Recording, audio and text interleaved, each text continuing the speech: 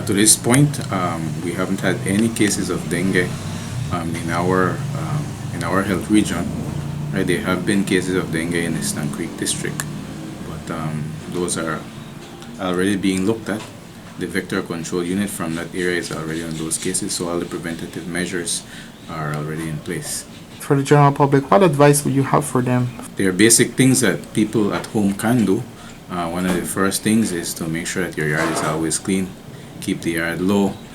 Make sure you remove any empty containers that could harbor mosquitoes and stagnant water. We encourage people also to properly dispose of garbage, not throwing empty bottles or any containers onto the streets or on the street sides that could harbor water. And we also invite people to let the vector control unit come in and do their regular inspections and have people follow the indications that they're given. If anyone is suspected, what are some of the symptoms that you can see someone should stop by the hospital and check on?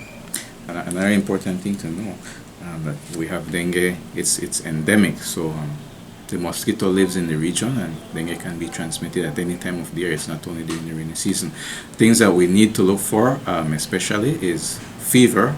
Someone with fever that might have headache, eye pain, muscle pain, joint pains, nausea, vomiting, red eyes, and persistent abdominal pain, and loss of appetite. So if you're experiencing fever and you're having any one of these symptoms, then we do invite you to come to the clinic or to the emergency department if you're having these symptoms.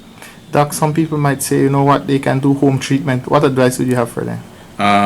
Well, the first thing we need to confirm that it's dengue, because as you guys have probably heard at some point, that dengue can become complicated.